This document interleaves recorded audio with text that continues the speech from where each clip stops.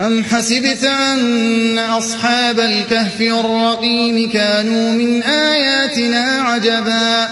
إذ أوى الفتية إلى الكهف فقالوا ربنا آتنا من لدنك رحمة وهيئ لنا من أمرنا رشدا فضربنا على آذانهم في الكهف سنين عددا ثم بعثناهم لنعلم أي الحزبين أحصى لما لبثوا أمدا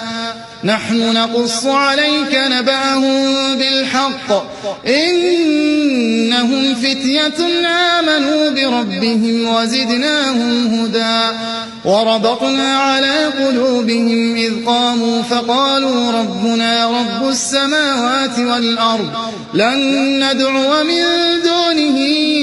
إلها لقد قلنا إذا شططا